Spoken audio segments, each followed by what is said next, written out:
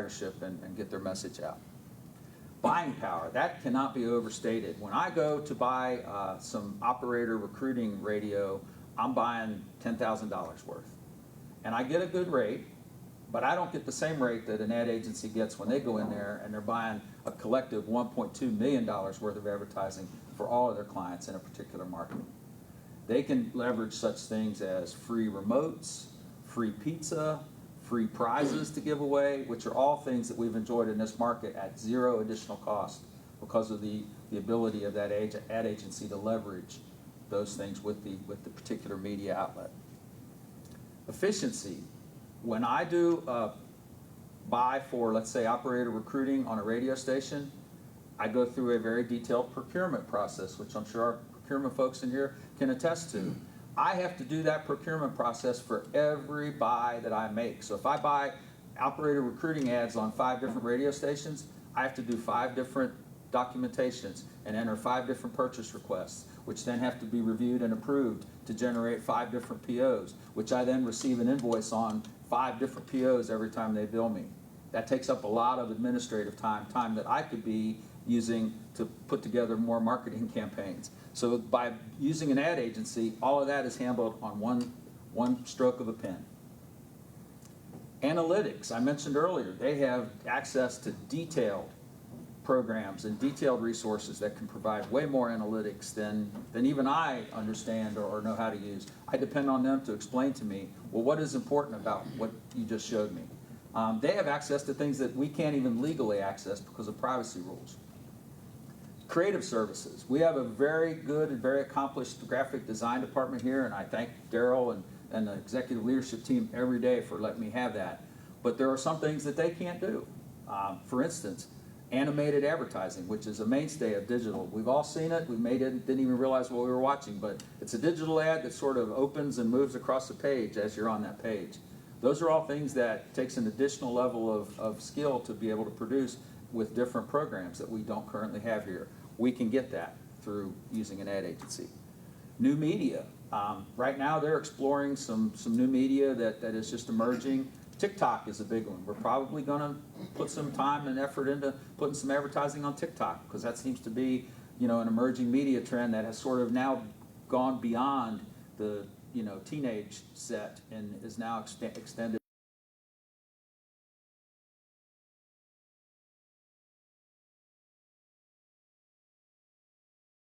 And we need to do a photo shoot or we need to produce a video, it's easy to call them and use their resources and use their time to set that up than it is to go through a process to select one of those vendors on our own.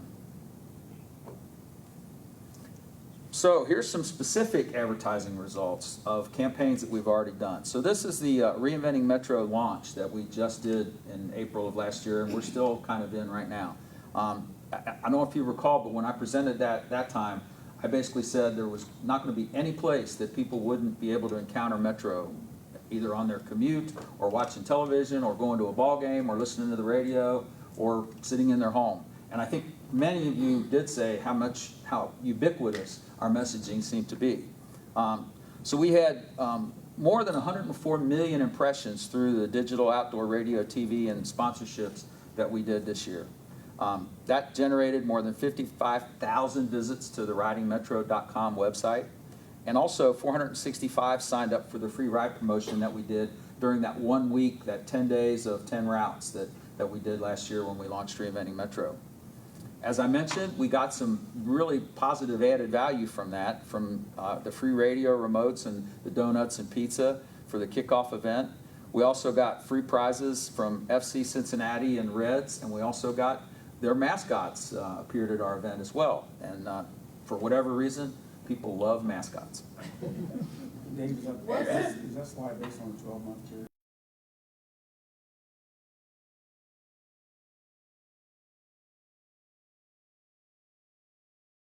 Launch. So that was like, we got a late start, but it was like May through August. Of the 465, what percentage of those transferred over to actual writers? Paid?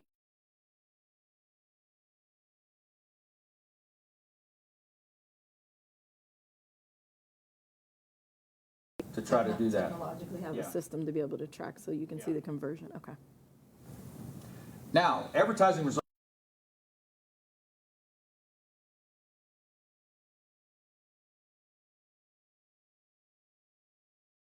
made in phase one of Reinventing Metro. The 24-hour service, the overnight ridership right now carries approximately 300 people per night. That actually might be higher now as COVID has sort of waned and people are getting back out there. But there's no comparison to what that was previously because we never had overnight service. So that's really just a new metric. The new routes that we launched, the 37 and the 65 in phase 1A, or some call it phase 2 of Reinventing Metro in August, we're carrying about 844 people. Actually, those are rides. They may not be that many people. And we're providing 271 rides during the peak on the Route 65. The expanded weekday frequency, we're picking up 126% ridership on the Route 16. That's huge. And 96% on the Route 20. I think that just shows not only the effect of good marketing, but it also shows the effect of that sort of demand for service that is there when you give people the service that they want. And finally, the expanded Sunday frequency and the reinstated frequency on the 16 and 20. We had service years ago, we cut it and we put it back. We are seeing ridership up on Sunday up 17% overall. So it's based on these kind of results that I think we can cautiously support that 15% aggressive projected ridership increase that we hope to see as a result of combined marketing and service expansion. So finally, advertising, to change our tagline, advertising is believing. And I hope that you all believe in that today. Any other questions? Yes, ma'am. Yeah, thank you so much. This is really helpful. And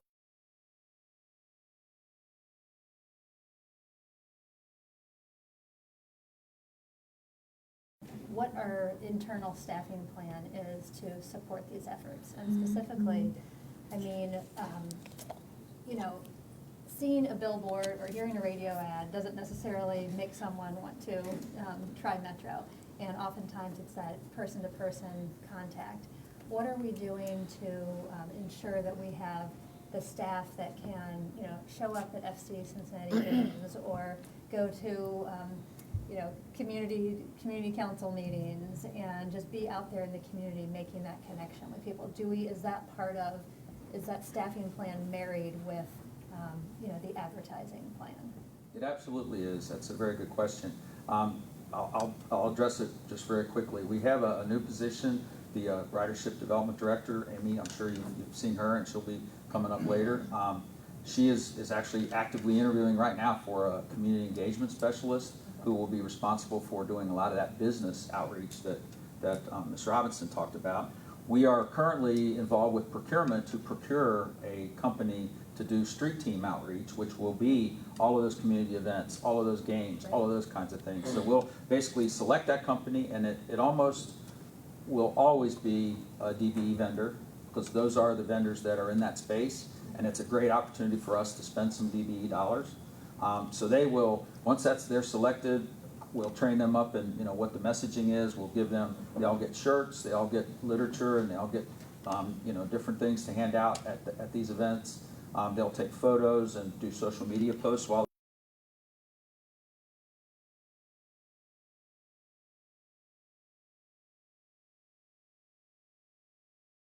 probably ready to, I mean, it's on the street, right? Yeah. Yeah. Okay, thank you. What's I'm back on the slide about the mix of what the spend is, which I don't know what slide number it is, but cost breakdown. You've got 484 for focus groups and 420 for a firm agency, and then 991 for the buy. Is the cost of the buy included in the creative development? No, the creative development is me meeting with the agency, us meeting with the agency, telling them, you know, here's what we're launching, and here's when we're launching it, and here's the key messaging about it. They take that information, they go away, they come back with a plan. So it's a broad marketing plan that then breaks down into, we'll do radio, we'll do this, we'll do that. Then they actually create the ads or the spots. So then it's a design, it's a copywriting exercise. We approve those, we get them back to them, then they go out and do the media buy. And what do they, so out of the 991, which is the buy, they're taking what percent? The standard agency commission for media buying, if anyone's familiar with that, is 15%. Through negotiation, they're only going to take 9%. Right, but usually the standard. I mean, they're just throwing that into the cost of creative development, though. Our standard that we required in the RFP that we issued, and it's been that way forever, is the breakdown of total spend has to be 70% media and no greater than 30% ad agency cost. But you don't, that's not, you don't have that here.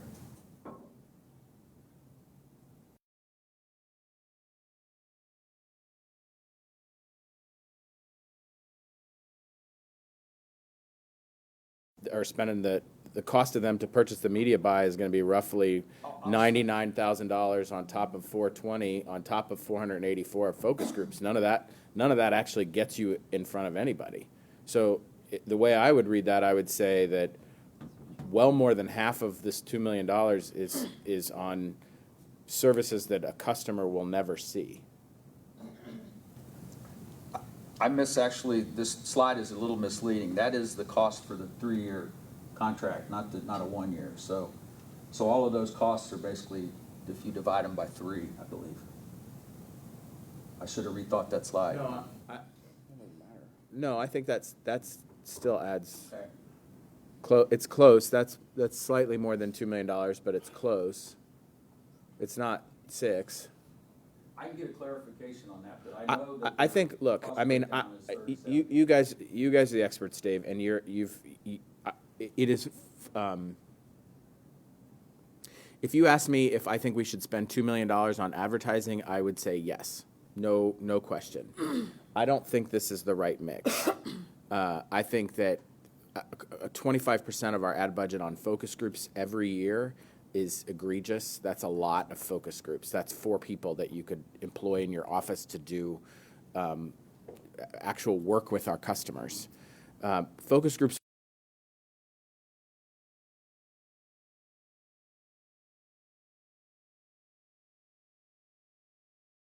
a buy that gets whittled down to $900,000 on total of $2 million doesn't seem like the right mix for me, particularly when you've got $100,000 sports team sponsorship in there, which gets you a billboard at a stadium.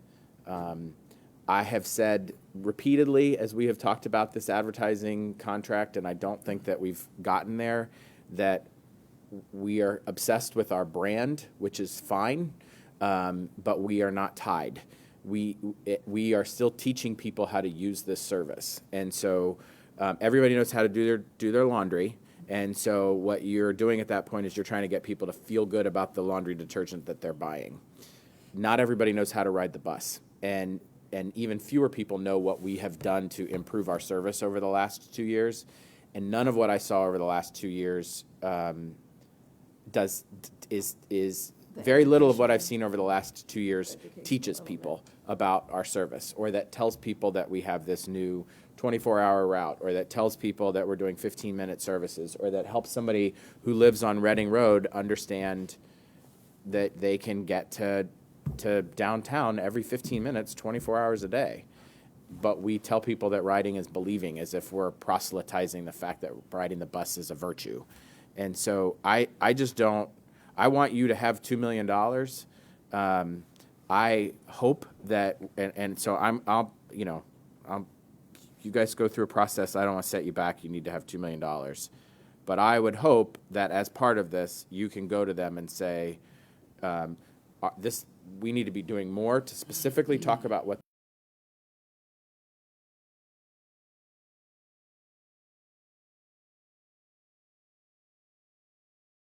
enough to teach people, and that you would think really hard about how you mix up this breakdown, because I think you're going to end up with a ton of information, 70% of which you would know already because you guys have been doing this for a long time and you know this better than anybody else.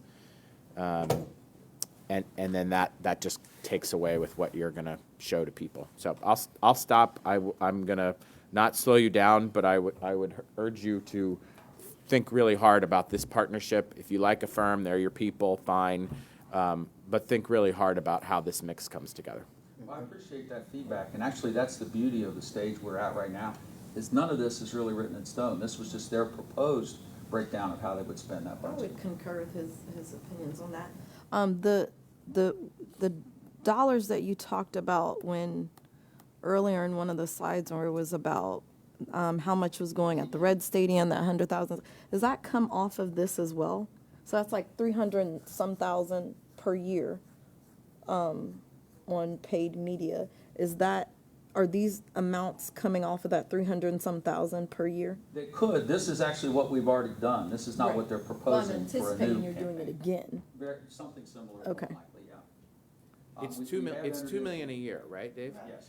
And so, according to this cost breakdown slide, which I think you actually have right, 990 of that is your ad buy, your But he media said buy. over 3 years. No, though. I think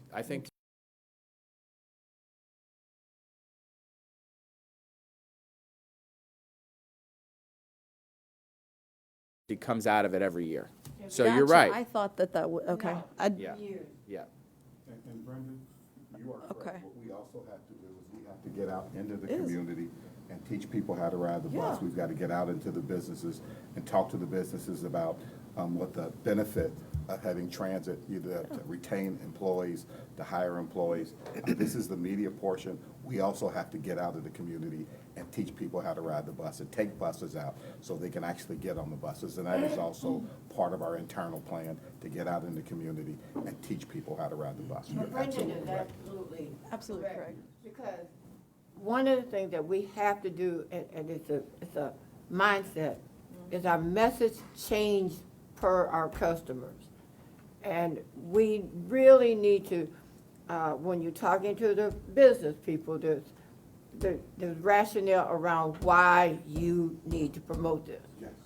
And when you go out to so-called teach people, you need to know who you're teaching and how you're teaching. Yes. And I was really looking for the sensitivity and understanding of that. Brendan is absolutely correct. I'm a business owner and I have one of these stops right in front of our parking lot. Just hired 12 new summer staff, and I would love to be, I really, to be honest, I really don't know how to package it and almost show them, hey, listen, this is how you can arrive to work, and I've not. Can I explain something to you? One of the things I'm doing on a daily basis right now is talking to businesses, and I'll give you an example. I'm talking to a construction company.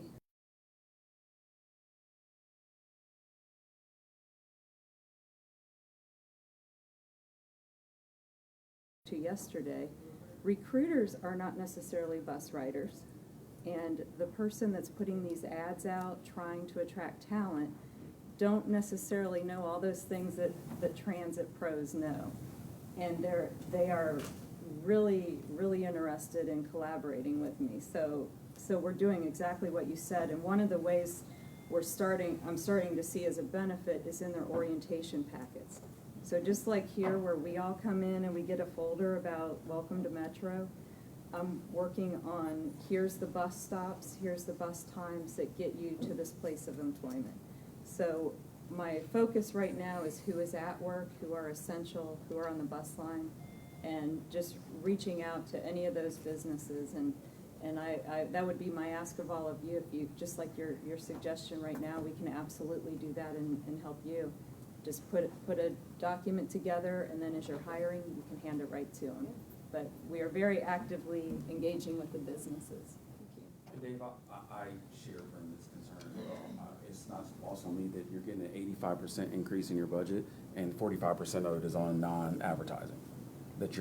What you showed us at least, half of your budget is not on the work.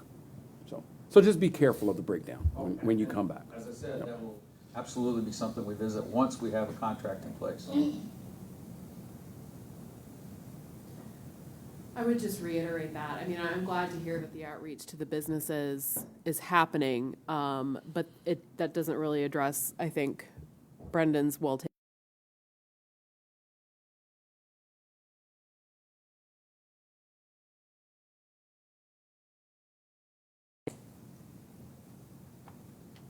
Oh, that is fabulous. Thank you very much.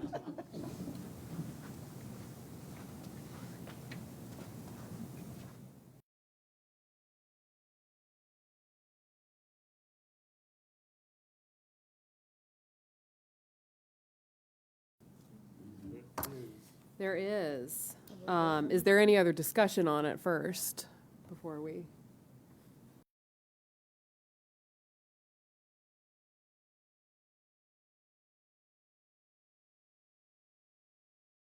Roll call or voice? Roll call. All right. Mr. Thompson? Yes. Ms. Taylor? Yes. Ms. Sheets? Yes. Ms. Robinson? Yes. Mr. Harris? Yes. Mr. Hinton? Yes. Mr. Etheridge? Yes. Mr. Cole? Yes. Ms. Clark? Yes. Ms. Black? Yes. And Ms. Burdine? Yes. I think that concludes the planning and ops items, action items, although the ridership and service changes will also be discussed later in the agenda. Back to you. Thank you. All right, employee relations. Great. First, I'm going to start out with a motion or action item. As you know, we've been operating with an approved drug and alcohol policy. And what we found out, and Adrian can support this, is that we need to have the board to approve the policy. It's been a part of our handbooks, so to speak, but we've not as a board approved the alcohol and drug policy. So I would need action on that particular item. Do we have it? Yes. Employee relations. Do we have a presentation on it? That's I've on- got-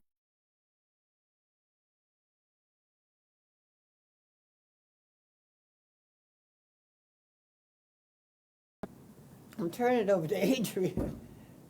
Oh, there's. The presentation is separate from the policy itself. But if you want her to explain the policy, she can do that. Yeah, let's just. I'm just trying to clean up what we haven't done. Understood. Let's just Okay. have her, let's just have Adrian give us all, because I don't think all of us were at that committee meeting, so. So I can go through the specific of the drug and alcohol policy, Right. which we need approval versus a whole Right. presentation if you want. That's fine, yeah. So if you can. I just want to do that for the benefit of folks Yeah, that maybe that's weren't at what that we're committee saying. meeting. So we have a drug and alcohol policy that we use per the DOT, which we've had for years. It did go for approval many years ago to the board, but we did make a minor update recently.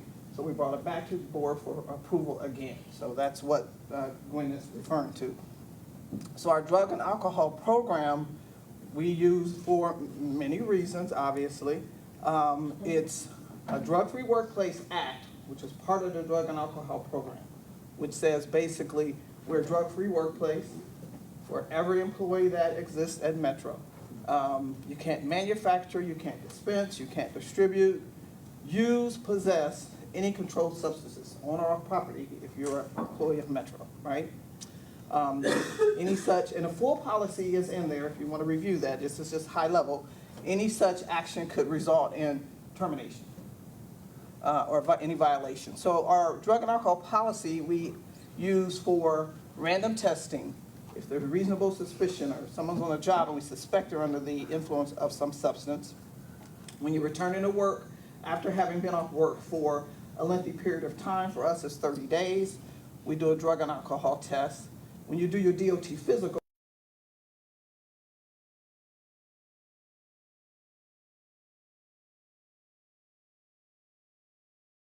the bus has to take a drug and alcohol test if they're found to be not at fault, but if there's variable reasons. So if the coach has to be told, if somebody is injured, there's a number of reasons, but if a post-accident, you have to then submit to a drug and alcohol test.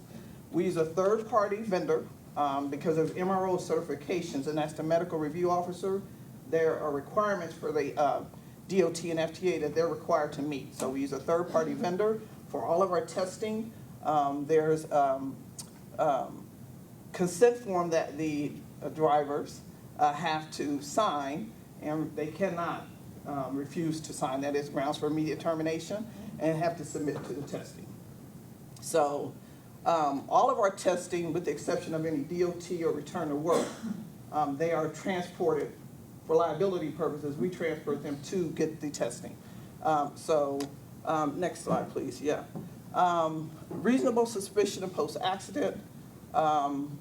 Employees are placed off work until we get their test results back and that they're negative. And so if negative, the employee is then compensated for that time that they're off.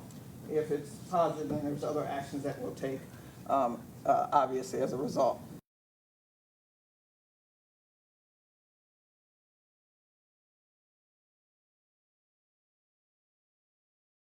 For what we call substance abuse professional counseling that they go through, and the amount and time of that is determined by that counselor depending on what their issue is.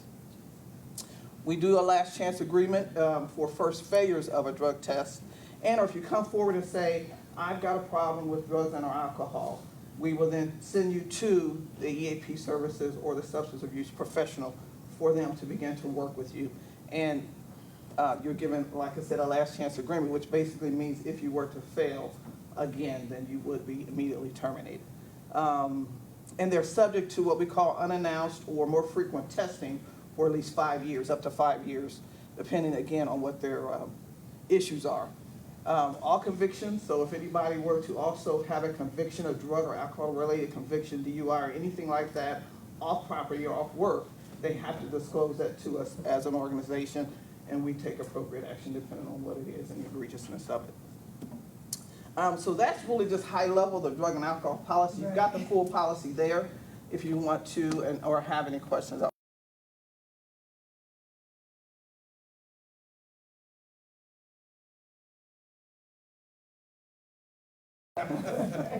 Legalized marijuana is legalized at the state level. Because we're federally regulated, it still is a prohibited substance. Okay. So legalized or not, we post, we make sure everybody is clear that legalized or not, you still cannot operate a bus under the influence of marijuana. I just figured somebody's gonna argue, like, what if I have a car? Yeah. Right, we talked about the medical. Yeah. Yeah, and we've had that, but it's been addressed. We're wrestling with it as well. Presumably you have people who have a card, right? Oh, yeah. Yeah, And they absolutely. can do it in the evening if they want. Absolutely, after They're not work. driving after work, right? Yeah, they could, but because Why of the did they random get tests, tested? we No, had they cannot. this test, unfortunately, where Yeah, someone they didn't get have a tested. legal medical marijuana card, but again, we're federally regulated, so it's still a So if prohibited somebody has their substance. card and they use, like, in the evening for, or when they're not working for whatever. For their migraine. For their migraine. Yes, Or their, any of the list of things. when they come in the next morning, And they they get come in and they tested. happen to get a random test, it'll show up. Yeah, but and sure. then you. Then they'll go through that your- process.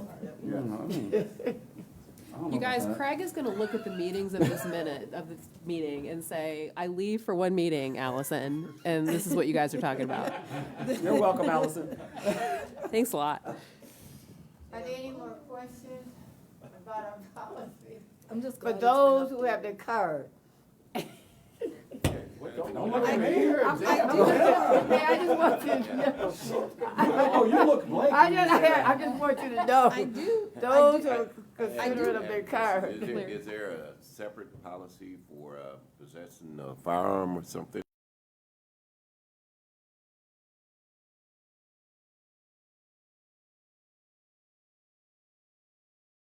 We got issues.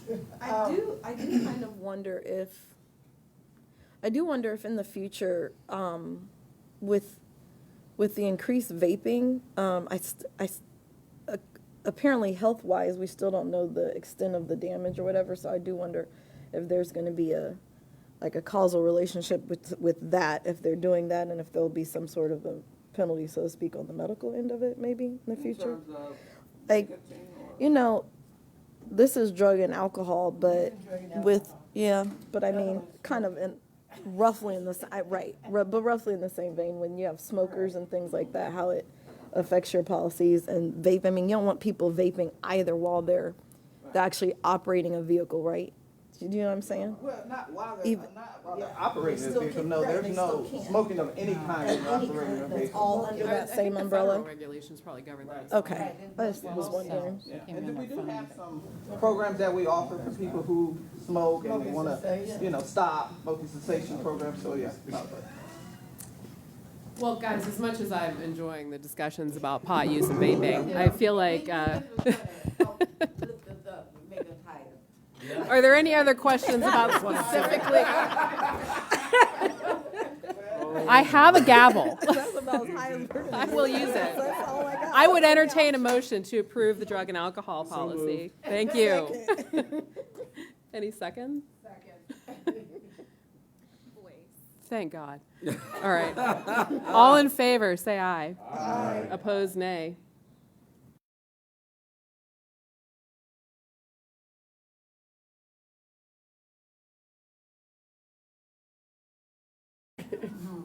All right, let me see what's next here. Hang on, my tablet went to sleep. Sorry, Larry. I think, It's not normally like this the first, board meetings.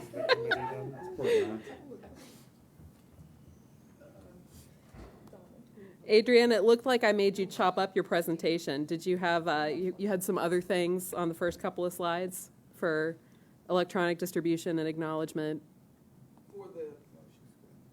She's good, all right. Sorry. All right, so now we just have briefing items. Steve? Good morning, everyone. Steve Anderson, Development Innovation Director. Reinventing Metro, that's the drum we'll continue to beat for the next few years. I'm bringing forth, for your information, a minor service change that'll take place May 29th. That's our June pick. This is our obligatory Reinventing Metro slide. Expand regional connectivity, mobility, access, just making Cincinnati a more economically competitive place to live, work, and play. FAST, that's our acronym for frequencies, amenities, span, and travel time. The two things we'll be discussing briefly today are frequency and travel time. High level, the summary of the changes that we're putting forth are the basically 4 routes and holiday service, a reinvention of holiday service, if you will. We're increasing frequency slightly 7 days a week on 3 routes. The Route 6, that's Queen City, Route 19, Coleraine Avenue, and Route 46, Avondale, Winton Terrace. These routes are what we like to call some of our best workhorses. Productivity is well over 15 passengers per hour. They carry tens of thousands of people a month, and if you were to look at their corridors, you're averaging around 80,000 combined jobs and populations on each one of these corridors. Uptown, Coleraine areas are seeing major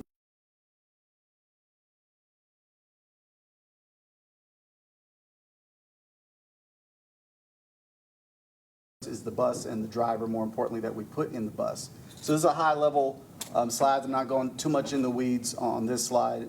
We'll go to the next one. This is a map of the changes. I was remiss, I didn't mention one of the other changes of Route 28. So we've been getting a lot of requests through the customer service line to go to Amazon.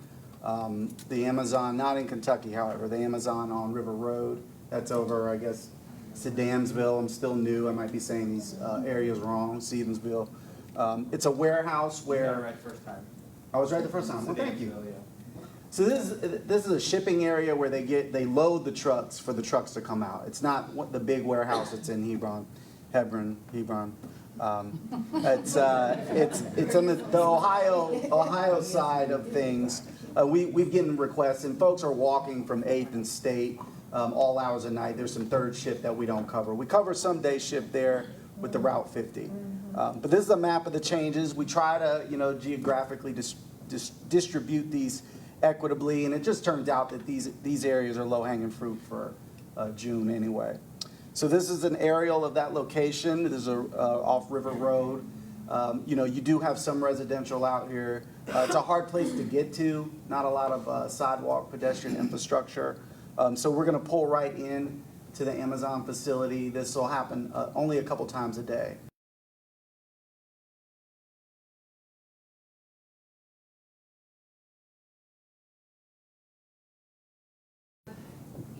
They came to you with the need.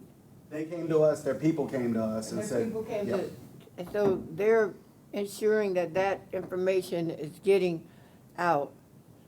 There'll be, Great Rooms website. Okay. and Like Amy said in their onboarding package. And Amazon Facebook? Amazon, so we only go a couple times a day. So they have shifts all throughout. But I mean, Amazon's paying for their. At this time, no. This is something that we were able to do.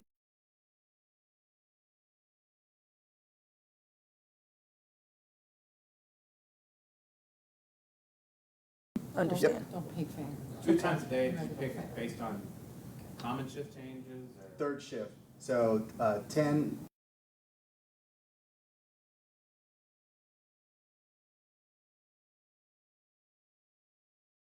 I think these jobs start around 17 to 21. You know, Amazon, they've been decent. They gave us a place to turn around operationally. Yeah.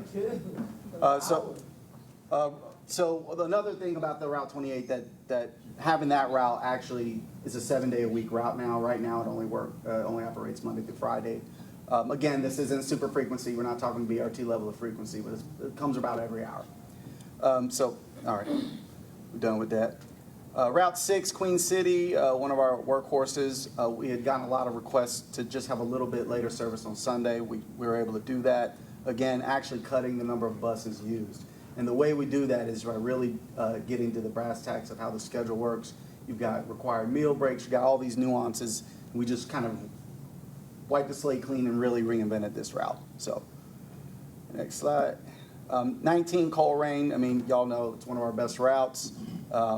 We're able to use the same amount of buses by just redoing the schedule, adjust those travel times for what's actually happening out there right now in terms of travel patterns of traffic. 46, Avondale, Winton Terrace, and the zoo. I hate branches. I hate branches.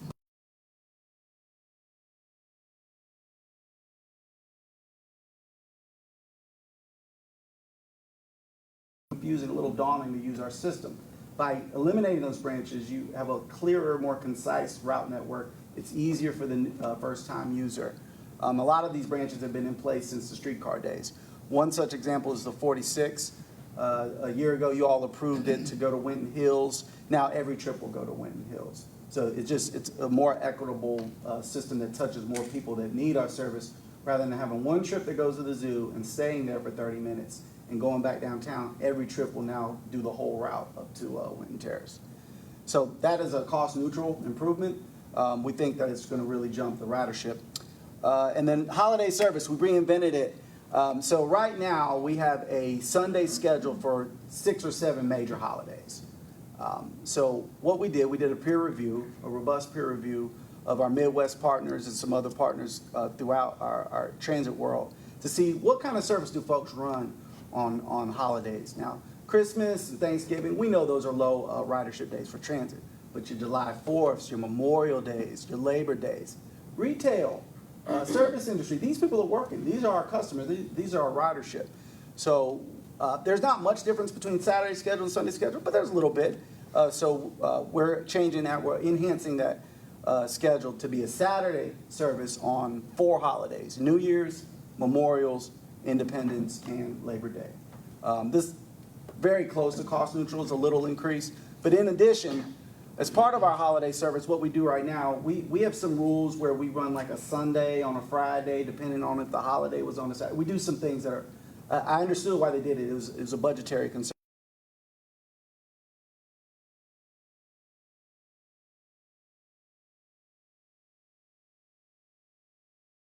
If July 5th lands on Saturday, it's a Saturday schedule. Just try to make it more user-friendly.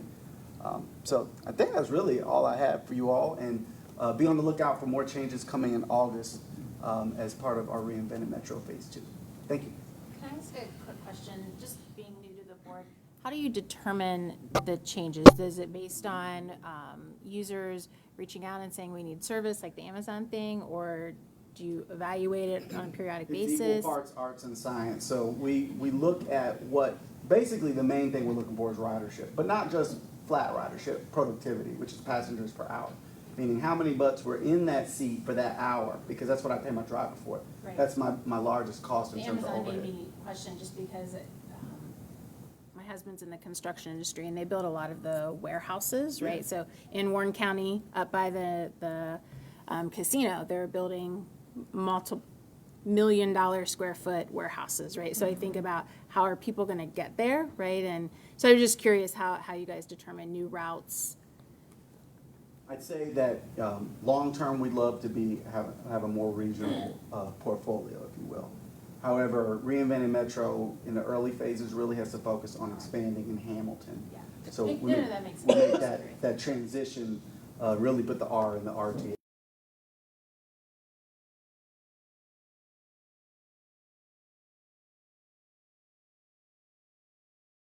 To be more influential at the land use and zoning level as well. That's where I was. I have a question on Amazon. Yes, ma'am. You said they currently they're working 12, so there are only 2 shifts right now? No, they have regular, I think they're like a 7 to 3, a 3 to 7, or 3 to 11, or 3 to 10, and then that 10 to 12. Okay. So we cover it with the Route 50 weekday only. We still have some potential to partner with Amazon to kind of build out that service. But, we don't want to give the house away completely. We do want them to come to the table with a partnership to see if they wanted to add a little more service base and see how this goes. Okay. Steve, you mentioned additional service changes coming in August related to Reinventing Metro. Of course, the other major thing that happens in August is the kids go back to school. So where are we on formulating those plans? I don't know if you want to address that or if there's someone else. We have reached out to CPS. They said they are interested in a conversation with us about a new contract. Their plans at this point in time are to take the 7th and 8th graders and put them on yellow bus. We have not sat down and started negotiating a new contract yet. We have reached out. Okay. They've shown interest that they want to continue a conversation with us. We just haven't set any dates yet. Okay. I would urge us sooner rather than later to the extent we can hurry those along. We have asked. I appreciate that. Thanks. Reading about their plans in the news, so, We have asked.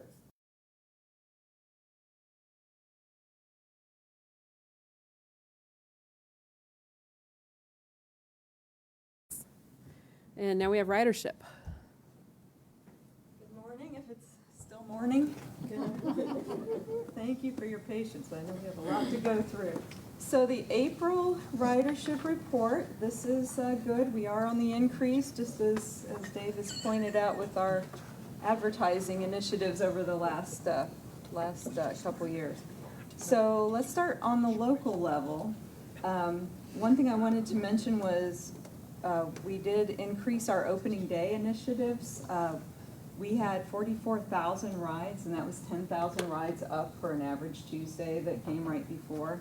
So that was a 30% increase for offering a free ride marketing initiative to support opening day in Cincinnati. We did Metro Free Ride Week, if you recall, in March, and we had some increases for that. With that off the table for April, we're still on the rise. So when you look at the actual numbers there in the first column, we are up on our actual to over 800,000, and our local is up to over 790. You'll see our express is well over 22,000. Our year-to-date total is over 2.8 million. That puts us at a variance. The important number to look at there is we are over variance from 2021, currently by 181,000. Next slide, this is our local ridership by graph. So when you take a look at this, you can see our momentum from March does continue. The purple line is 2021. When you look at the green, that's our new numbers for 2022. So we're still considerably higher, and we're headed towards those blue levels that were pre-pandemic. On our local express KPIs, we are continuing to tighten these numbers. Our actual passengers per hour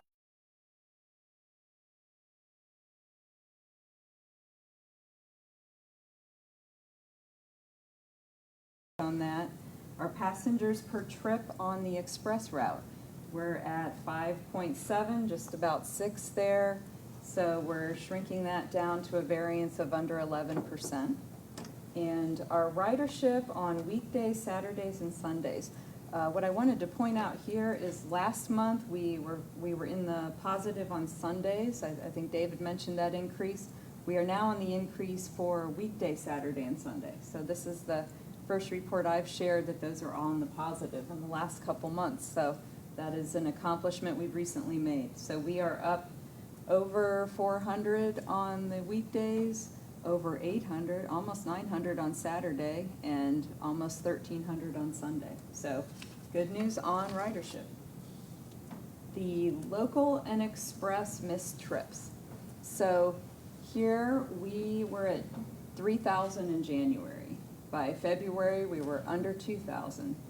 We had a great month in March. As you know, we were at over 750. So we did have an increase this month on missed trips, but we're still down 60% from where we started the year. Next slide shows you the missed trips due to no operator by the day. And here we are, I'm sorry, by the days of the month, and this is by the days of the week. And again, best days are always midweek for us. We did have a slightly higher rate on that Tuesday number, and we believe that is a result of opening day.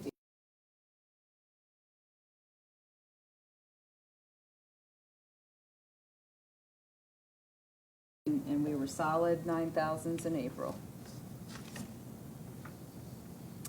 Access ridership. So we are out of the negatives here on both of our variances this month. We had gone out on the top total, and now they're both in the plus range. So our actuals were at 14,000. That was our total on the paratransit. But based on weekdays, we were over just about 13,000 there. And on Saturdays, we're getting close to 700. And on our Sundays, we were over 500. So our year-to-date total, we've increased past the 50,000 mark here. Our variances are both above, so you can see that we are above budget on our totals at 772 and over 700 as well on our year-to-date. So our access ridership is going well. The graph again represents how we show you the trends. For the green is 2021, and you can see us trending upward. Even though we took a slight dip, we're still headed the right direction overall. And this is our fun slide on ridership roundup. I didn't ask Daryl to be the star because I knew he would tell me no, but it can't be me every time. So it's such a great story. And Sarah, your comment, this is really what it's all about, is telling you the stories. And there's a dozen of these a week, and that's what's so.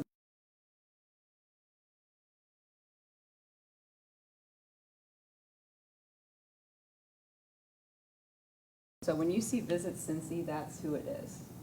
They just announced this new brand new name a couple months back. So I went and revisited them. They're actually in our building to reconnect. They've had a lot of new hires, and they're kind of just starting things back from COVID.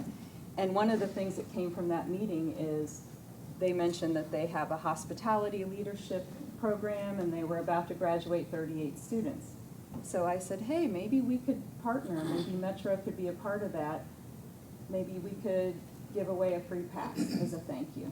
And immediately before the manager I was speaking to had given me a chance to get back to my office, Jason, who works there, who is a former board member, called Daryl directly, and next thing I know, Daryl has graciously agreed to be the person there to present and congratulate the students with their pass. So this is something that, as we're talking about visitor revenue, it helps us with our exposure with the Bureau. And really the other great part of this story was this is also Daryl's alma mater, and Jason being a former board member. For me, it's like a game of 6 degrees of separation always with Metro. Everywhere I go, there's somebody that's pulling in some sort of connection like this. And just the point of this story is we have a lot of champions out there in the community, and my job is to take advantage of that, reconnect, and make sure that everyone is out there helping enforce our message. So.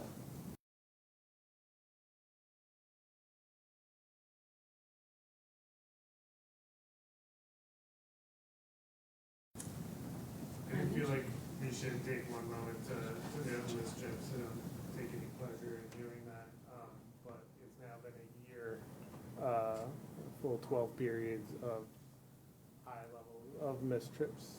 And we can spend a lot of money on advertising and do a lot of outreach, but if we're losing riders because they're not catching the trip that they plan to, we're hurting ourselves.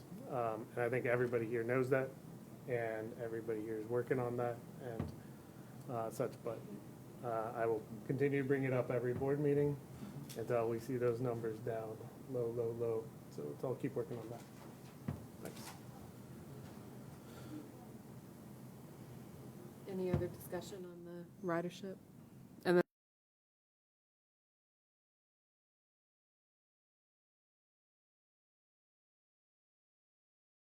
Good morning, everyone. Posted on Govinda, we do have several reports that will capture April and year-to-date activity.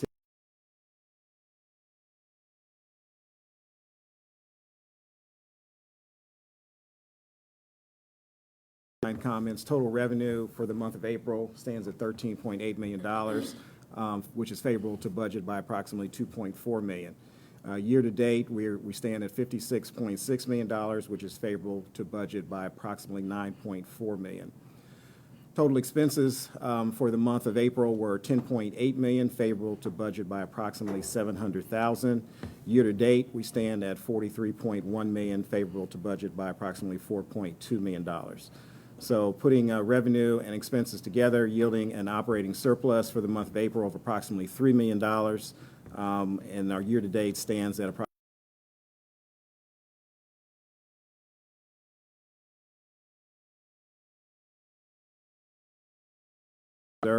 as we prepare for future expenses and investment in the operation going forward. Looking at key drivers for the month of April, total fares, again, including Metro and Access by definition, were unfavorable to budget slightly by $51,000, which we note is primarily a function of the Reds opening fare-free day promotion. The CPS contract is unfavorable to budget by $198,000.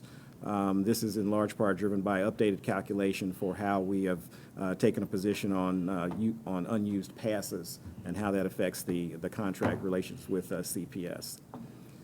County sales tax revenue was unfavorable to budget $143,000, which was based on a process change that affected the timing of receipts of those funds.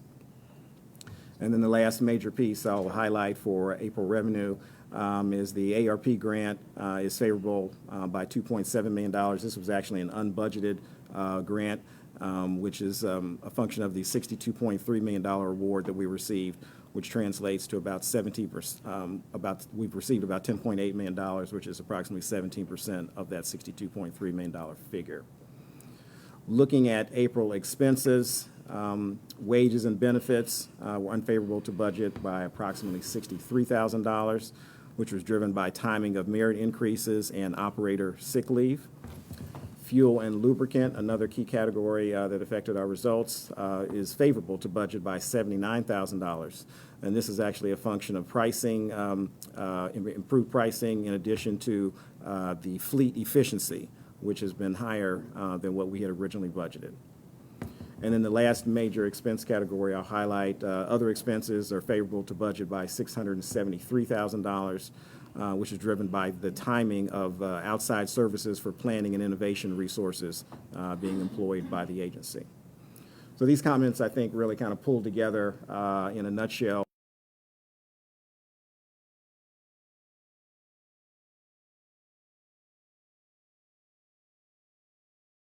I'm excited to see that fuel was favorable to budget.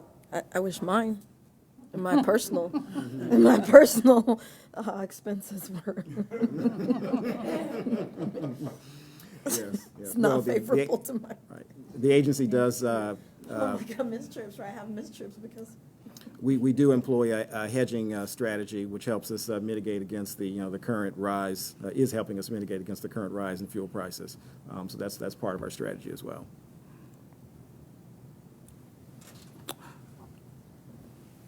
I'd just like to remind everyone, I said this at the Finance Committee meeting last week, you look at these numbers and you hear the $3 million surplus and so forth, but and I think, Daryl, you guys agreed with me last week that we have work to do. If you take the $2.7 million from ARP away, we run a deficit of 369. So, And these are all one-time funds. yep. So we need to work on ridership and fares. Thank you. Brad. Any other comments or discussion on the financials? Okay. Employee survey review. Yes, again, I'm bringing Adrian.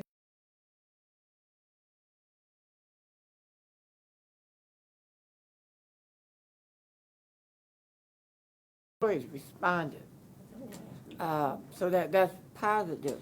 And I think the whole report is really moving in the right direction and is positive. So Adrian, are you going to have our consultant make the presentation? Yeah, so we have our consultants here today, and just a point of clarification, we had a little over 50% respond, but 96.6% said they feel good about working at Metro. So we have our consultants here who actually helped to conduct the survey on our behalf, and they're going to give a more extensive presentation about the survey and the results. And just mention the change in percentage of people that responded over what historically. So historically, when we've done employee surveys, we've gotten like a 10% response rate. But I think the way in which we were able to do this with the consultants out in the garages, actively engaging with the employees, is where we were able to have much more success with over 50% of employees responding. So this is Conchita Robinson, and she'll give a more comprehensive update. Good morning to the board, to CEO Daryl Haley, and to SORTA staff. My name is Conchita Robinson, and I'm the president and principal consultant for C. Robinson Associates. Here with me today, I have two members of my team, Regine Denis and Jackie Gibbs. They're here in case if the questions get tough, they can help answer some of your questions for me. But we're really pleased to partner with Metro to do these kinds of efforts. And I'd like to start today just talking to you a little bit about who we are. And then we'll talk about the overview and the methodology.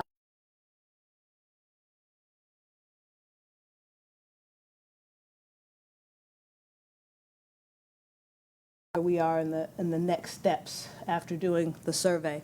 First of all, C. Robinson Associates has been in business for about 18 years. We have offices in Cincinnati, Ohio, in the PNC building down the way. We also have offices in Atlanta, Georgia, and in Jacksonville, Florida. We are proud to be minority business, women business, and minority women business is certified by Cincinnati, and we also have, as one of our strategic partners that does the work with us, a Ohio DBE. So it helps us to get opportunities to do work with you here, and we appreciate that opportunity. We are in the people and process business. We work with agencies to help them to improve their service levels and to their customers and the efficiency of the businesses that they run. We have been in the transportation industry a long time, members of APTA, the American Public Transportation Association, members of COMPTO, Conference for Minority Transit Professionals, as well as Women in Transit. We have worked with SORTA on a few things. We have worked on the strategic plan, as well as the current update.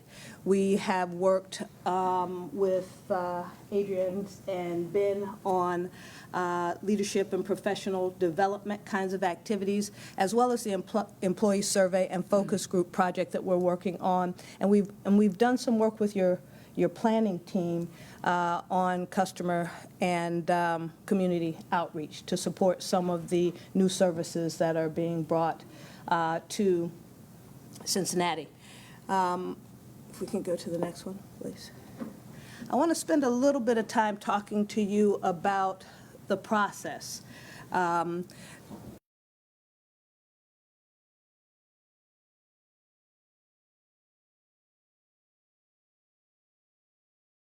15%, maybe a little more. You know, they were thinking the goal could be 20%, and we really wanted to get a representative sampling of the employees and get feedback, because we were now coming to be on the other side of the pandemic. And in many other agencies, because of the pandemic and everybody being at home and the operators being here, there was a lot of bad feedback that we were bringing to executives across the country.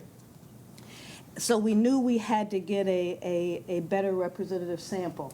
So we brought 8 people onto the campus. We were in the Bond Hill garage, in Queensgate. We were at Access. We were at Huntington. We were there when the people were there. So Huntington during the day, in the break room, multiple days. We were there early in the morning. We were there at the end of the day. We went to the garages, and we were at the garages to hit folks at all shifts.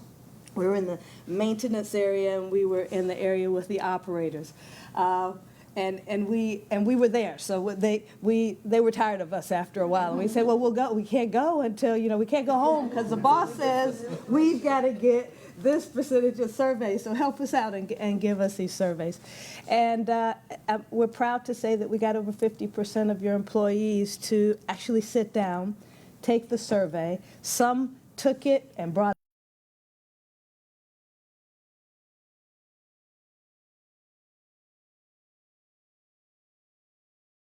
an iPad or they're at the table, because sometimes, believe it or not, there are issues where reading isn't just the thing that they do very well, so you have to help them through the process, and we interview. So we don't even make it an issue. We talk them through the questionnaire.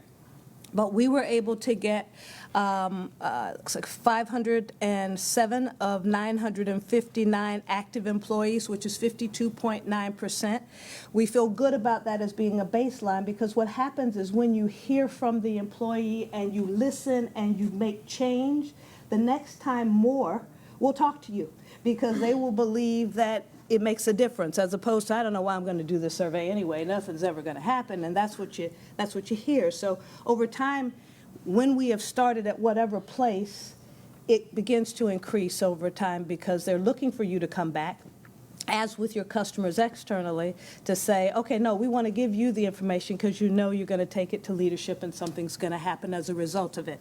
So 19 questions in the first quarter of the year, all the different sites of Metro, and we were able to get 52% of the population. We also did work as we were asked by Ms. Hairston to look at our union and non-union participation, and we were able to get 49, almost 50% of union participation, and 67.5% of administrative staff. I just want to show you the questionnaire, because it was really important that the questionnaire be, that they can do it quickly. But what's even more important is that we set up questions, we designed questions with the Human Resources and Organizational Development team that could look at different areas. So we could look at satisfaction kinds of questions. We could also look at the engagement kinds of questions, because as you all know, historically it was all about, are they happy, are they satisfied? But what you really want is a group of employees that are engaged in the work that you do, because you know then that you can get to the higher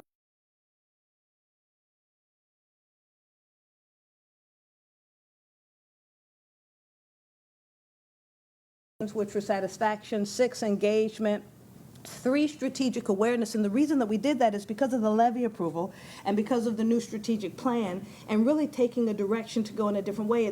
It was important that we understood if the employees all understood the new Metro, the new SORTA. Do you understand who we are now, what the community has invested in us, and where we are now having to go? And so we were asking questions about, are you aware of the strategic plan, those kinds of things, so that we could get the strategic awareness. Of course, we had to ask a question about, are you proud of what your employee did during the COVID time, because we were hoping to be coming out of it at the time. And then we asked a couple of open-ended questions as well around the pandemic, and just around giving input to making sort of the best it could be. Now for the surprising results. I mean, because we did not expect. We've done this in other places, and I would tell you, because of the pandemic, we saw scores that had gone in the other direction. But remember, we now ask we got feedback from over 500 Metro employees, and overall, and I think we can be really proud of this, overall, 96.6% of them said they feel good about the work they do. I mean, this was 69% of your union workers and about 50%, vice versa, about 50% of your union workers and 69% of your administrative workers. And we sorted these, as you see, from high to low. So overall, I'm satisfied working at SORTA, 90%. That's unheard of, and we weren't bribing them, right? This is amazing, right? Now you look through this and you go,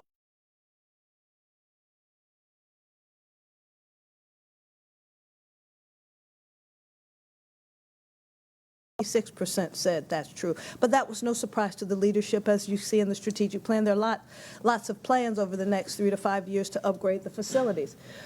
But also, I'm aware of the strategic plan at SORTA. 61%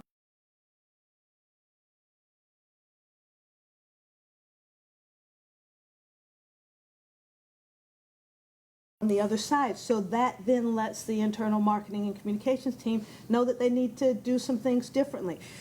A good reason to get this input. So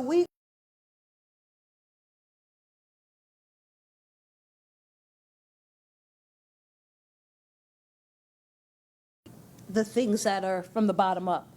We did take this a step further, because if you look at the agree and disagree columns, there's no neutral here. So we have, you really agree, you strongly agree, and somewhat agree. And then we have the two disagree, strongly and so when you, the next slide, what we then did with the executive team is we spread this out. Because we have a belief over time, we have seen that if you really focus at this somewhat agree, because it can go either way over the years. Like, those are the folks that gave you the benefit of the doubt when they took the survey. So if you have any really high numbers in here, like I receive timely feedback that allows me to be my best at work, 32%, that's a concern, right? So as we're talking to leadership and you get underneath these numbers, the team knows that they need to focus a great deal here, because whereas there was benefit of the doubt given by the employee, that's where you need to spend time. Even if you're strong overall, because this is a high to low, if you have high numbers in this category, and in many cases you see it's almost 25% of the population, you need to focus on those things. Next slide. Then we got into, next slide. I think we need to go, yes, that one.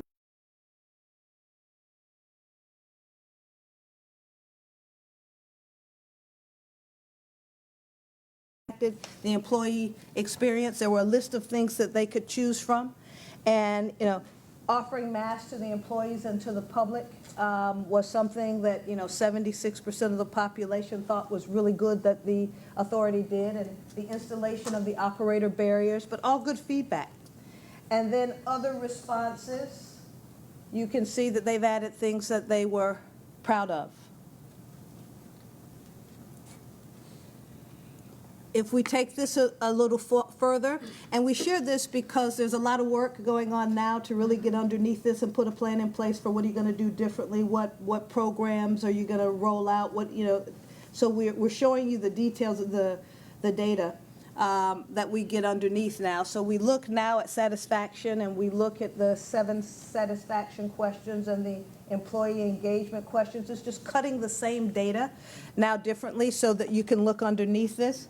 Again, the thing you should be very proud of here is if I go to the next slide and you look at the way that this sums up, the thing that would be most important is your employee engagement, all in working together, and it is 79%. Almost 80% of your employees are fully engaged. That's big. Yeah, I was gonna say, I have to excuse myself to go to another meeting, but these are phenomenal numbers.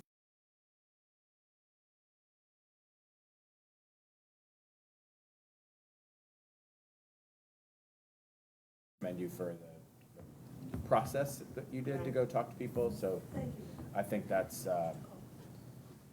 know, we have line workers who are in buses and driving around and working in maintenance garages. This isn't an office population here, and that's even more, I think, important to in the context of these numbers. So, thank you and congratulations. Brendan, make sure you read the next steps in this report. I did. I saw it. Right, that would be helpful. Yeah, thank you. So we've shared the positive, but we also really understand though, as we talked about on the employee strategic awareness, we know that we got to get out to the garages and do more communications on Metro of the future and what this means and their role in this work. And then we also know, because we're looking at where we need to focus, and we know that, for instance, in the Bond Hill operations side is where some of the negative numbers are. So that helps the leadership team really get underneath it with those teams to find out what's different there, to verify that there's not something going on that they weren't aware of, and to begin to focus programming and communications in that area to make things better. If we go on to the next slide, and again, this was, and we do this in a lot of different places, but I got to tell you, the team not only did 507 people take the survey, they took time and wrote about 450 comments. Now, they actually took time and wrote that. And so the first question here, 244 comments, and if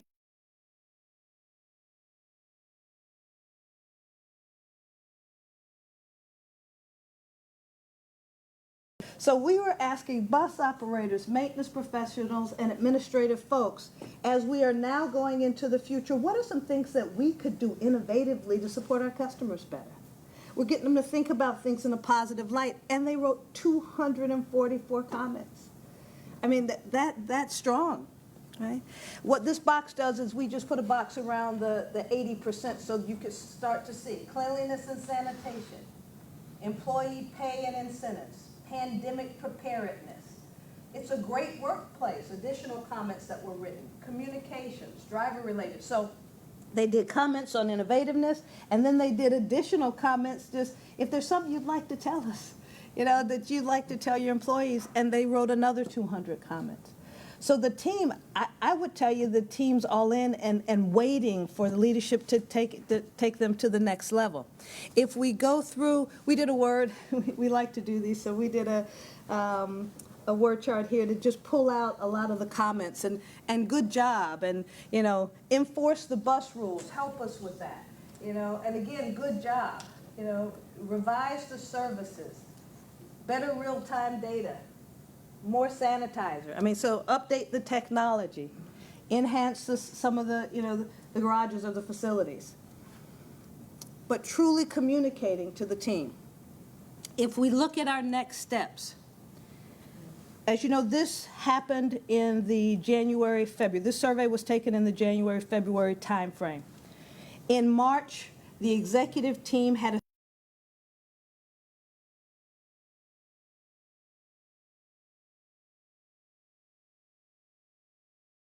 was a big piece of that, knowing what your employees were thinking, knowing what your employees were suggesting.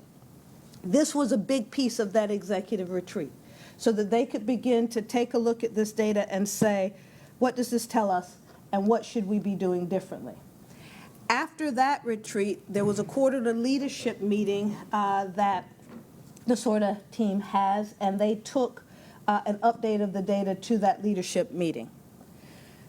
I understand that the Employee Relations Committee also saw the data. And then there was a senior leaders retreat on Thursday and Friday of last week where all of the data, all of the comments, you know, all 450 comments were shared. All of the data, all of the questions were shared with the senior leaders, so that they can begin to really understand what their employees are thinking and what they need from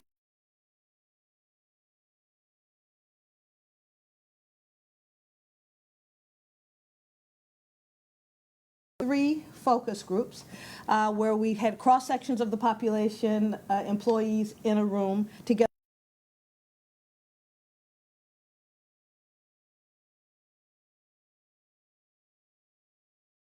So what do you really mean by this? And this was a give us positive feedback that we can now take to the executive leadership team on ways that you want to improve and make SORTA one of the best places to work. How do we make it better? You've said these are strong, so what shouldn't we let go of? Under no circumstance, don't stop doing this. And what should we do that you're not doing? Because we're going to take this information back to your executive team. And we will do more of these after the board meeting today, but we were doing them also on yesterday. And then there will be an organization-wide communication that goes out and says, thank you so much. We've taken this survey, 500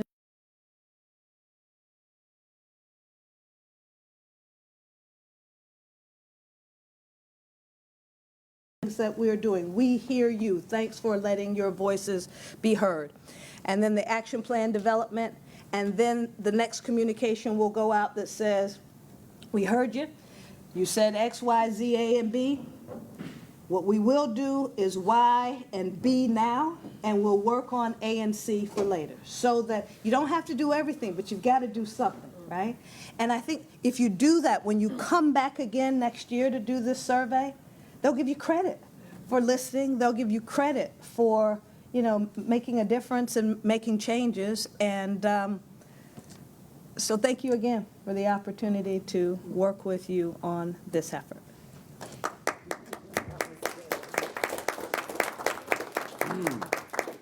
Just had a comment, and with those numbers, and I can say that with Daryl and Adrian and the HR department to have people working with you to come up with numbers like that.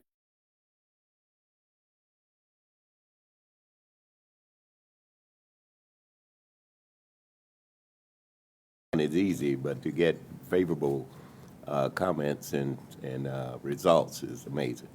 So thank you guys, SORTA and your management team. I also just want to echo that, and also Brendan's earlier point. Obviously, this process was great. I think everything about this speaks very well of the organization from leadership on down. And so I just want to commend everyone. Thank you for doing it. It's great. I look forward to next year, even more participation and comments. One other question, did you ask why the other 500 did not want to participate?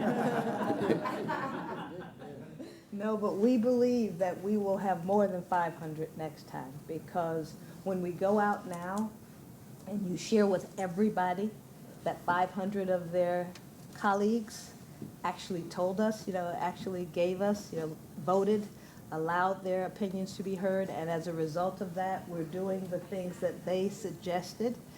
I think you'll have more folks that will speak up next time. This was a first time for something like this, and some folks say, yeah, I'll wait and see, but I think it'll get better. Thank you. Thank you so much. Thank you. All right, next we have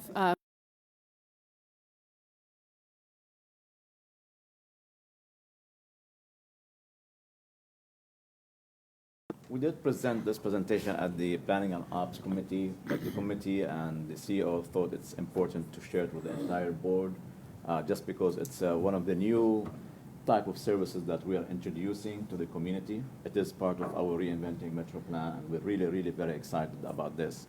We understand that there's concern about time, so I think this is going to be Randy's fastest presentation ever. Randy is our consultant from Benesh. He and his team worked on this project for the past few months. Yeah. Thank you, Khaled.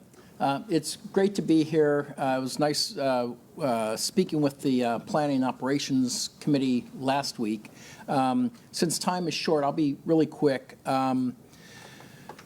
Mobility on demand, I know you've heard a lot about this. what's really important is, in terms of our project, our emphasis was really identify areas where mobility on demand is required, where there are high mobility needs but gaps in your existing service coverage, and then define the type of service strategy that would work best.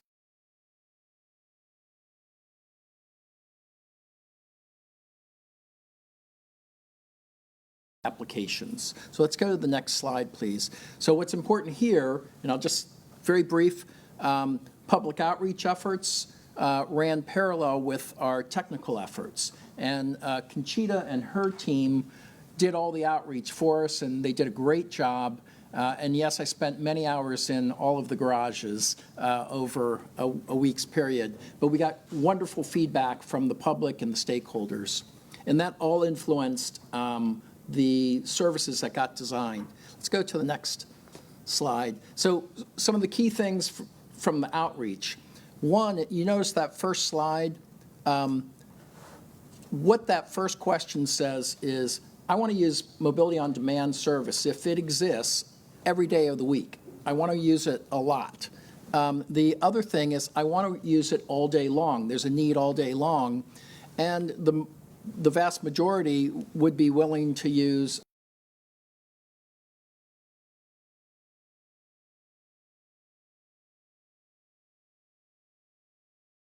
walk a couple blocks to a designated pickup location if that's what their solution.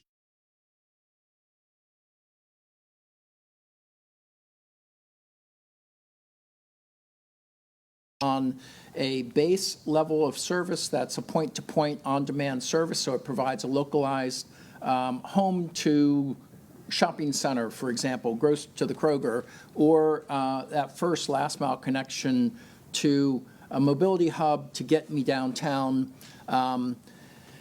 as well as looking at something called a dynamic flex operation during peak times, which co-locates pickups and drop-offs. Let's go to the next one. So I'm going to slide through or go through these slides pretty quickly. This slide basically shows areas with high mobility need and the gaps between the walk distance coverage of your existing fixed route service area. And so the areas in between, those are the gaps. Those are areas where people have a high mobility need but don't have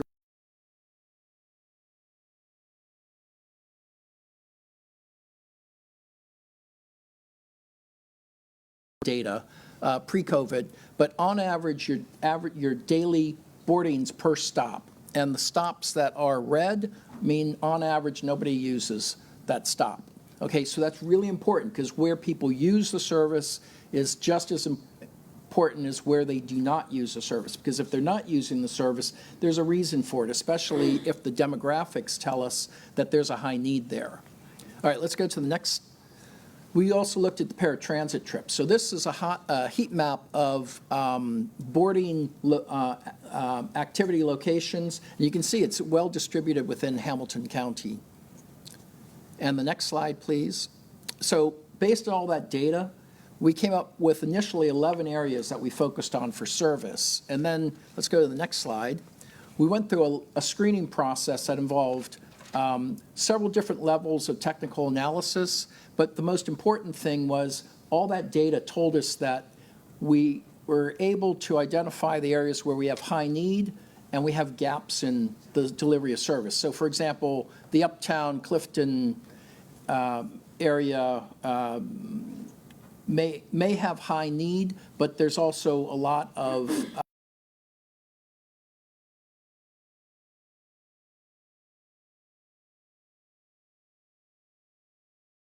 under a different solution.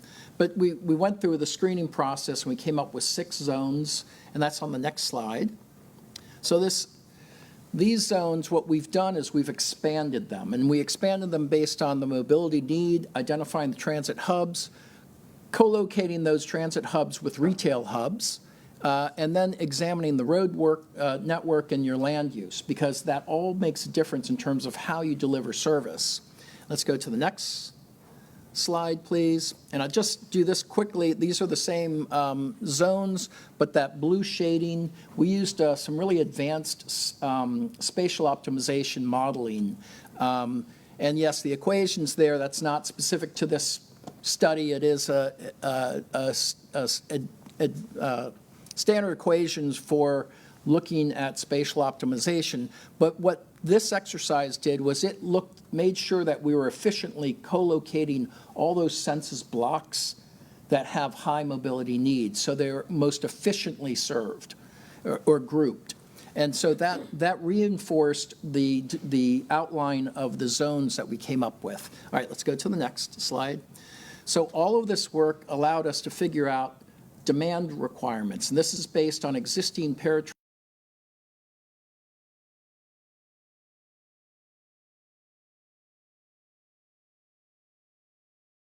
provide mobility on demand services in areas. It induces people to make trips that would not otherwise make trips. And there's some great examples of that if we have time later. But basically what we're showing you is in the AM peak, we expect to get per hour about 35 ride requests in the Blue Ash area, about 30 ride requests per hour in the North Gate area. And overall, what this amounts to is about 280,000 trips a year. And you'll notice in the middays and late evening, you have less demand, and therefore you'll see on the next slide, we need fewer vehicle requirements. So that leads us into the vehicle requirements. So if we were doing all of these 5 zones, we need somewhere between 19 and 26 vehicles at the very peak, and about 10 during the low times. And you're looking at a net operating cost of somewhere in the range of $2 to $3 million, and that shifts a little bit depending on how much service is out there and how much of your paratransit ridership gets served by MOD instead of by Access. Let's go to the next. And so this slide basically, if you have a mobile phone and you use Uber or Lyft, basically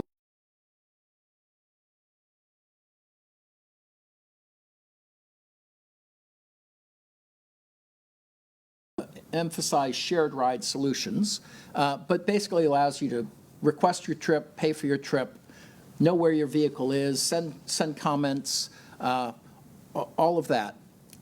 So we identified that, provided that information to SORTA, so you can use that for your request for proposal to get a vendor in place to operate the services. If you go to the next slide, please.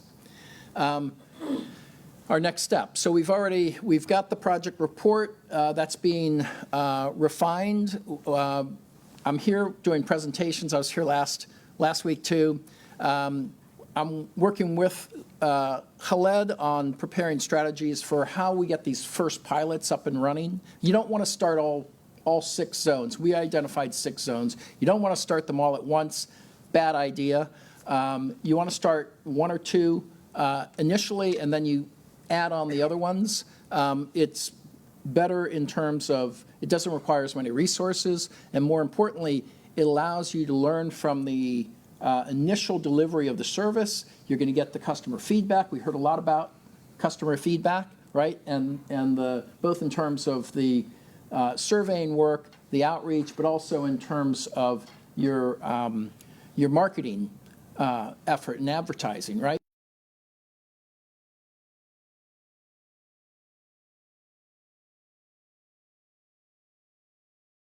Things can be tweaked because the software that's being used allows you to tune, just like you would tune an old radio to get a good, stronger frequency.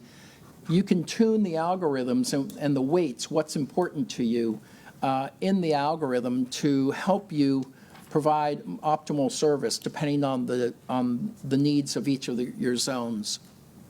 And then there's some, you're going to need vehicles and for the services, and how you acquire those is an issue that has to be resolved, or not resolved, but figured out. There's a shortage of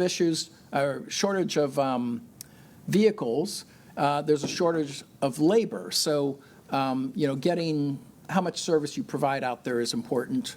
And then creating your fares and fare policies, that's going to be something that,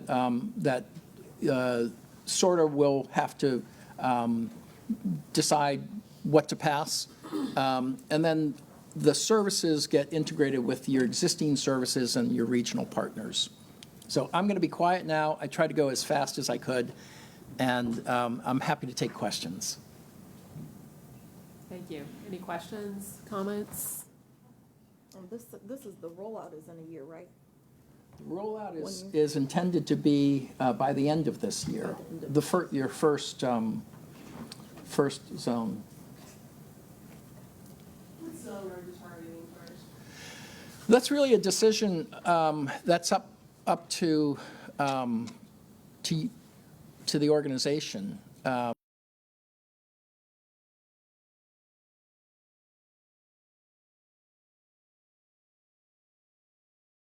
Yet, but we're looking at, as Rand suggested, just to implementing 2 zones by the end of this year, the Springdale area and the Coleraine area.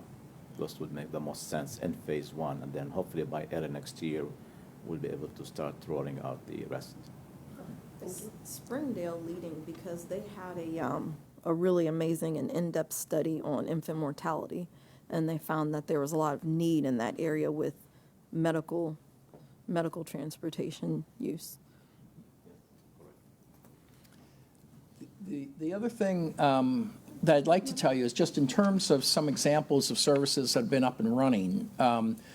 What has been fascinating is, and I'm using the example from Sarasota, Florida, that they 4 zones, they started in June of last year, and the ridership on the on-demand services took off and did really great. What also happened was ridership on their fixed route network started going up. And the reason was because the service was working just like we had designed it, and it was taking people, helping them get around where they couldn't get around locally.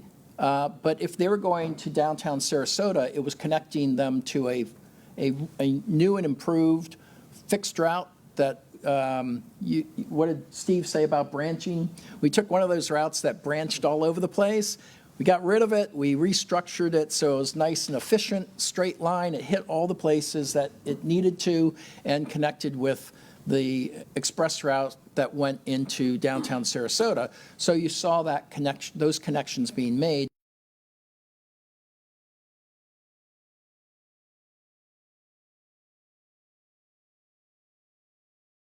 The mobility on demand service, and about 20% of the riders, this is from data from January, were disabled, and so they were eligible to use the Access Paratransit service. Well, not the paratransit service. It's called something different in Sarasota, but they're able to use that service. But we're using the mobility on demand. The other thing is the population. About a third of the population was 55 to 75. Using the service, so that's perfect because what you want to do is hit the people that are aging in place, and they could drive. That's the other thing we found was about 30% of those people that are riding, we found they could drive. They had a vehicle available to them to make a trip, but they decided to use the on-demand service instead, which is what you want. You get people out of their cars. The other big group that we saw was that 15 to 24-year-old demographic, and that's really important because if you think about it, I have lots of stuff I want to do. I can go. I have sports. I've got a job. I'm at a point at that age where I have a lot of commitments outside of the house, but I may not have access to a vehicle, right? So this was really good. It was encouraging to find that it's working the way that we really intended it to work. So, any questions? Just as a qualitative note. I'm sorry. No, I'm thinking to myself. Go ahead. Okay.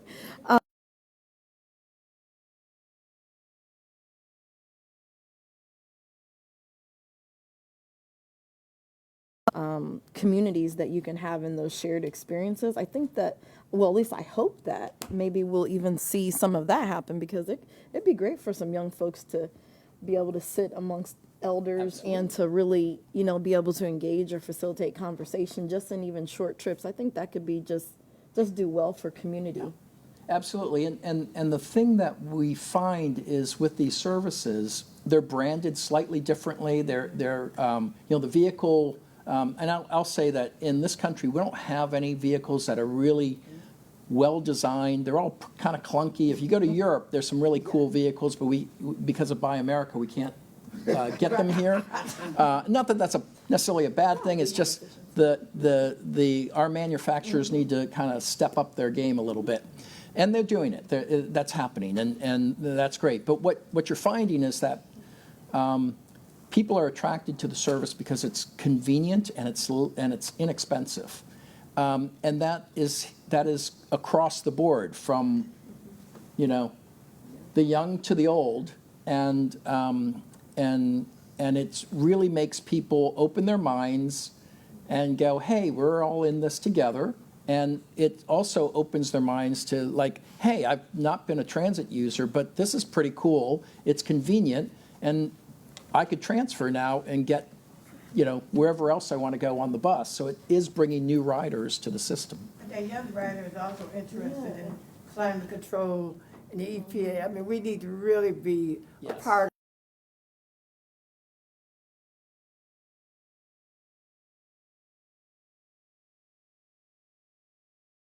Happy. Okay, that's the number one thing. And then number two, have you discovered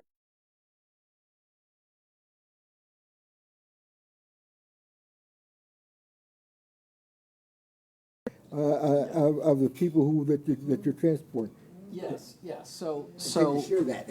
Yes. So what we found was, for example, in Sarasota, the riders, about 20% of the riders on the Mobility on Demand service have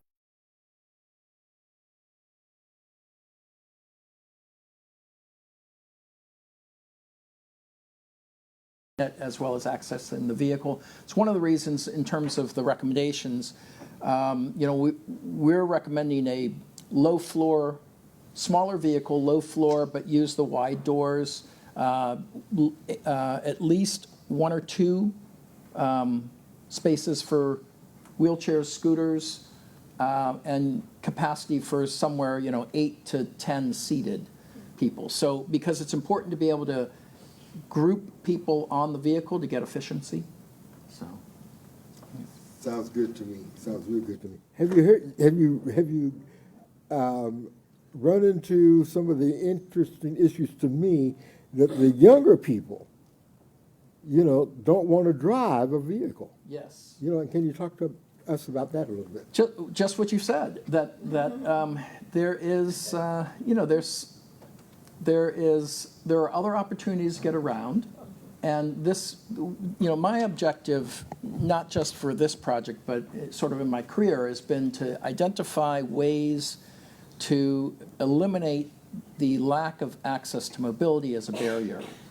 And I talked about this last week, that if you think about, for every individual that can't get from their home to the grocery store, healthcare, school, work, you're limiting.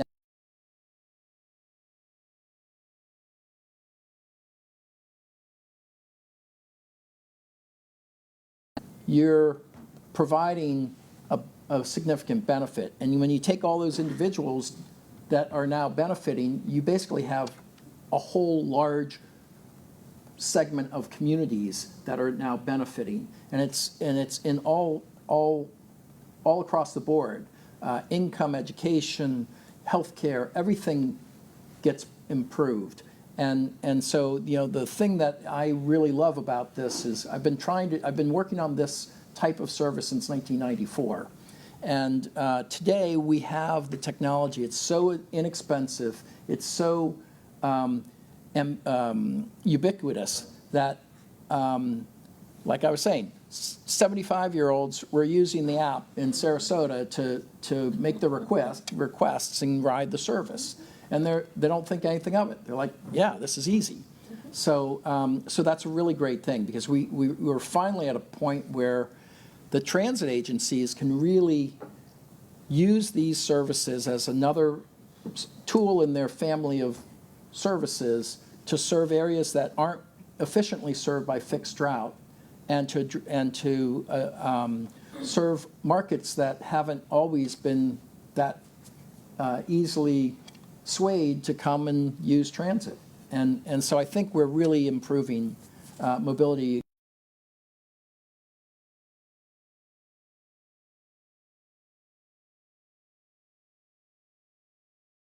Transit networks. Thank you. And I don't want to cut off discussion. This is obviously an important issue, but we're losing board members by the second, and I don't want a motion to adjourn to fail for one of a quorum. So, Daryl, could you bring us home with Metro? Thank you. Yes, to be respectful of you all's time, Metro and Move is in the packet. Feel free to go ahead and read it at your own time. Thank you. Amen, brother. And with that, I would entertain a motion to adjourn. Unless anyone has any new business. Let me not get ahead of myself.